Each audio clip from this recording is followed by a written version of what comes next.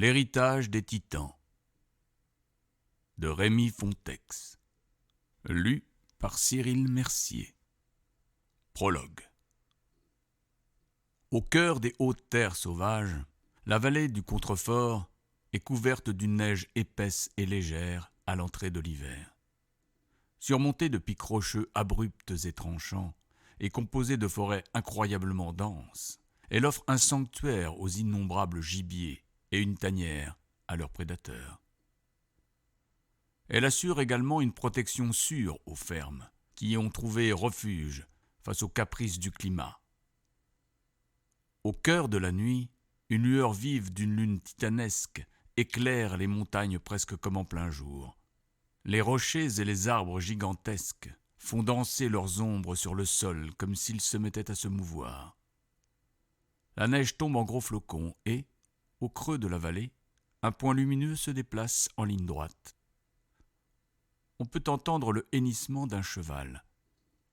C'est un chariot rustique, transformé en habitation de fortune et composé principalement de bois brut et de peaux de bêtes.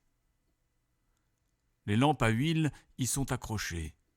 Le cheval semble avoir du mal à se frayer un chemin dans la neige et un homme le motive à grands cris et claquements de fouet.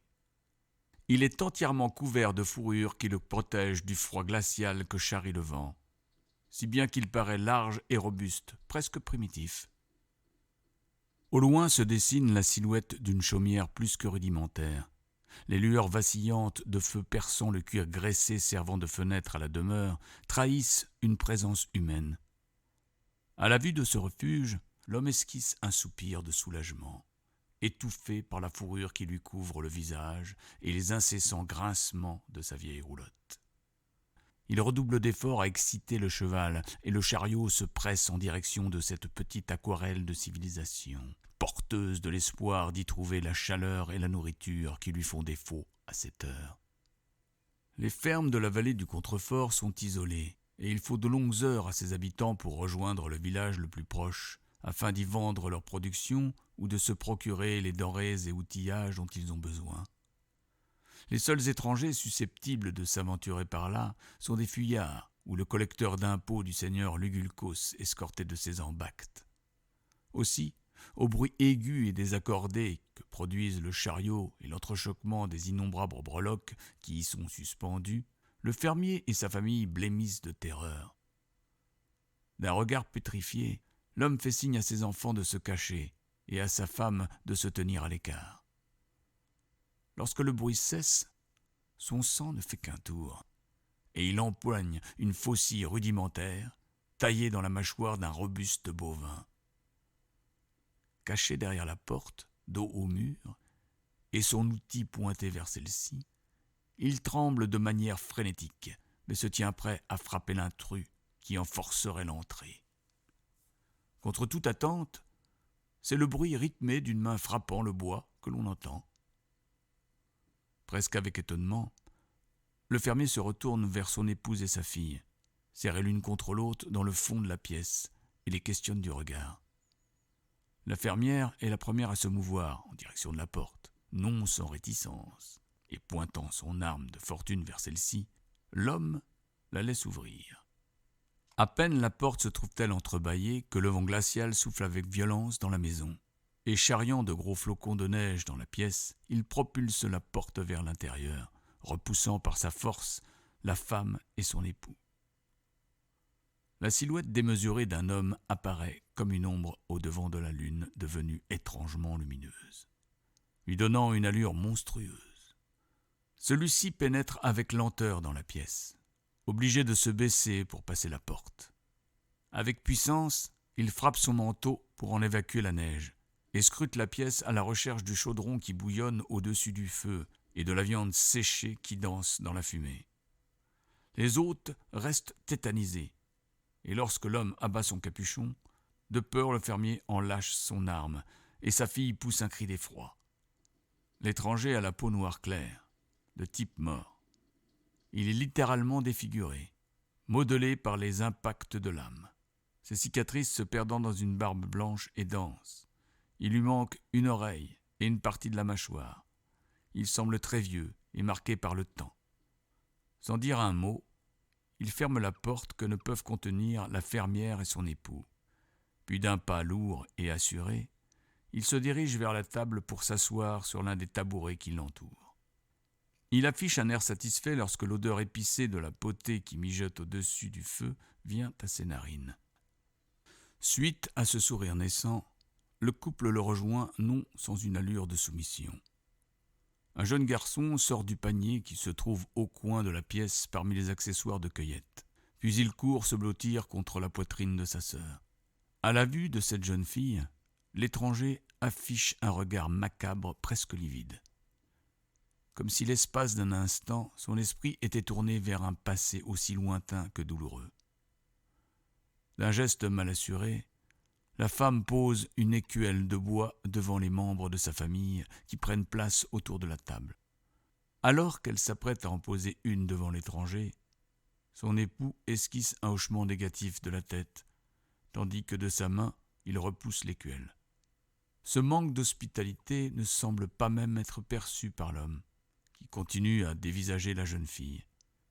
Bien que mise mal à l'aise par ce regard impudique, elle dépose une simple louche de soupe à tout le monde, tandis que sa mère sert un seul et unique morceau de viande séchée par personne. Confus, autant qu'effrayé, le fermier ne réussit pas à porter la cuillère jusqu'à ses lèvres. En figeant son geste, il fixe l'étranger du regard, lorsque finalement, il réussit à marmonner quelques mots vibrants. « Je suis désolé, cavalier. Nous n'avons pas suffisamment de nourriture pour une bouche supplémentaire. Vous le comprenez, n'est-ce pas ?» L'étranger ne réagissant nullement à cet aveu, le fermier tourne un regard aussi gêné qu'interrogatif en direction de son épouse. Et lorsque l'étrange invité finit par sortir de sa torpeur, d'une voix grave, calme et profonde, il répond au père de famille. « Je le comprends, et je n'ai nullement l'intention de profiter de vos fourneaux sans une contrepartie. Je vous achète votre nourriture à prix d'or. » À ces mots, aussi soudains qu'inattendus, les yeux et le geste plein d'avidité, le fermier fait signe à son épouse de servir l'étranger. « À prix d'or, vous dites ?» lui répondit-il sur un ton suspicieux. « Vous possédez de telles richesses ?» À cet intérêt soudain, le molosse au visage sombre retourne un sourire malicieux à son hôte. « De celles que seul un barde de mon âge saurait offrir, sans égal en ce monde matériel. Je vous ferai don d'une histoire. » Affichant un visage déconfit, le fermier est sujet à la confusion la plus totale. Entre offuscation et étonnement, lorsqu'il s'apprête à ouvrir la bouche, l'étranger lui vole les mots des lèvres. Pas d'argent, en effet, mais apprenez qu'il est des sagesses que tout l'or du monde ne saurait acheter. Laissez l'humble barde que je suis vous narrer une saga digne des légendes, et soyez-en seul juge. Le fermier et son épouse se regardent avec circonspection, mais puisque leurs enfants ont déjà des étoiles plein les yeux, captivés qu'ils sont par l'étrange charisme du barde, ceux-ci semblent se détendre et leurs traits s'apaisent. L'étranger, d'un geste lent, sort de son sac un masque de bois peint. Se redressant, il le pose sur son visage trop explicite. À présent, il adopte une posture plus théâtrale et dramatique. À l'image d'un acteur de pièces de théâtre antique, ses gestes sont amples et exagérés. Sa voix devient fluide et aussi mélodieuse que dramatique. « Dames aux cœurs exaltés, jouvenceaux aux désirs secrets, seigneurs à l'inflexible vaillance, voici que maintenant s'approche l'heure de la grande narration.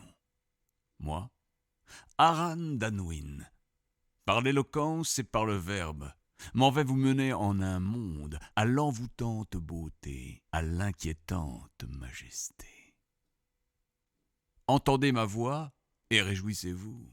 Vous venez de franchir la porte des terres invisibles. Déjà, vous foulez de vos pensées le vaste rêve toujours mouvant, au parfum d'un héroïsme passé, quelquefois sombre et tortueux, qui revigore les âmes et embrase les sangs.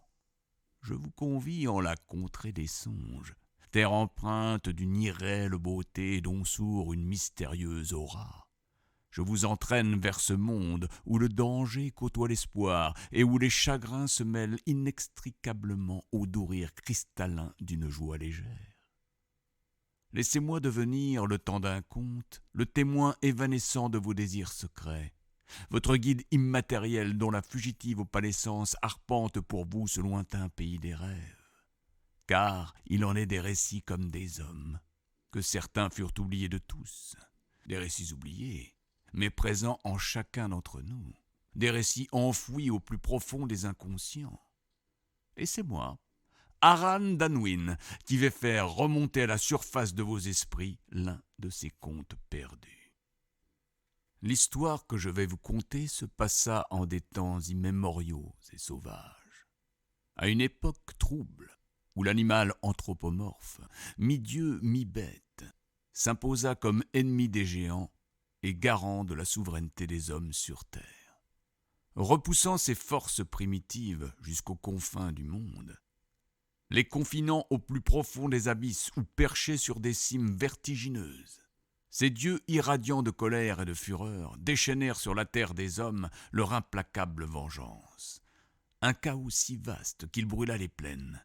Du tréfond de la terre, ils crachèrent leur haine par les flammes, et le ciel tout entier se voila de cendres, marquant à tout jamais le sol et l'air de leurs souvenirs.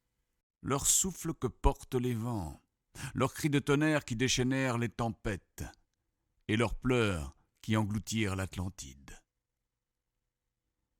Les derniers titans furent traqués et plongés dans le Tartare, perdus pour l'éternité au cœur du néant. De cette ultime bataille entre les hommes et les anciens dieux ne subsiste aucune trace écrite ou narrée. Et pour seul témoin de ce conflit qui sépara les mondes et qui damna à tout jamais les hommes, subsiste un gouffre abyssal, une blessure indélébile de la terre, un puits de désespoir que même les natifs redoutent fort. Les anciens chuchotent que cette gigantesque faille fut faite en un temps fort reculé, à une époque où les dieux foulaient de leurs pieds le sol encore jeune de notre terre, et que cet abîme n'a pas de fond, sauf à finir en enfer. Parfois même, l'on murmure avec frayeur que cette cicatrice de vinancre qui déchire les collines est le passage qui sépare le monde des hommes du monde des dieux, le monde des mortels du Tartare et du néant. Une brisure qui rompt l'équilibre de ce monde et du cosmos tout entier. Sur cette terre brûlante et sauvage, au nord de royaumes riches en épices, tissus somptueux et autres bijoux étincelants que jalousent nos seigneurs, ne subsistent que de rares reliques de ce passé occulté par les doyens du monde. Tertres couverts du sable que portent les vents, et temples